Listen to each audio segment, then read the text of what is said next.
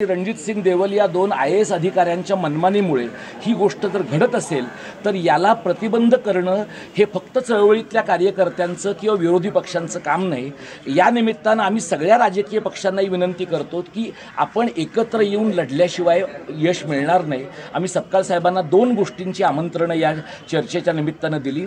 29 तारखेला मुंबई मराठी पत्रकार संघाच्या सभागृहामध्ये आम्ही सगळ्या नागरी समाजाच्या चळवळी आणि राजकीय पक्षांची संयुक्त सभा घेतो। तिथंच 16 एप्रिल 17 जून या 2 दिवसांचे शासन निर्णय आणि 6 जूनला प्रसिद्ध झालेलं रेखावरच्या सहीचं परिपत्रक या तिन्हीची मराठी विरोधी परिपत्रकं आणि शासन निर्णय म्हणून आम्ही होळी करणार आहोत।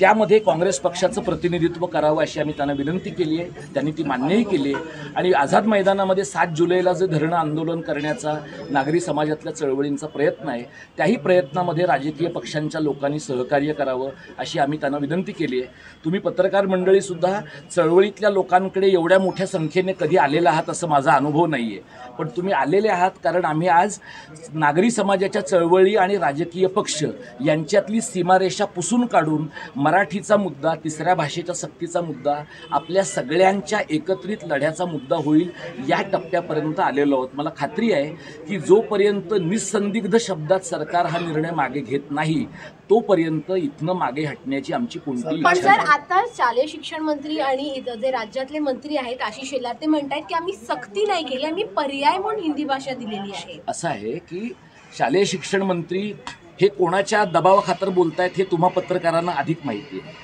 आशिष शेलार हे अत्यंत प्रगल्भ मंत्री आहेत आणि त्यामुळे माझी त्यांना विनंती अशी आहे की त्यांनी 16 एप्रिलचा शासन निर्णय आणि 17 जूनचं शुद्धीपत्रक एकत्रित करून जर वाचलं तर अनिवार्य म्हणजेच सर्वसाधारण अशा प्रकारचा एक नवा समानार्थी शब्द त्यांच्या सरकारने शोधून काढला आहे। दुसरं म्हणजे जेव्हा ते म्हणतात की हिंदीला इतर भाषांचे पर्याय दिले त्यावेळेला किमान 20 मुलं लागणार आहेत त्याच्यासाठी। महाराष्ट्रातल्या अनेक शाळांमध्ये 20पेक्षा कमी मुलं असतील तर त्या शाळा बंद करण्याचं एकीकडे सरकारचं कारस्थान आहे आणि ग्रामीण भागातल्या तालुका पातळीवरच्या शाळांमध्ये जर कमीत कमी मुलं असतील तर त्या मुलांना तुम्ही कन्नड, तमिळ, तेलुगू अशी घटनेतल्या 8व्या परिशिष्टातल्या उरलेल्या 20 भाषांचे पर्याय देऊ शकता का? आणि तशा प्रकारची माणसं उपलब्ध करून देण्याचं मनुष्यबळ सरकारकडे कुठून आलं?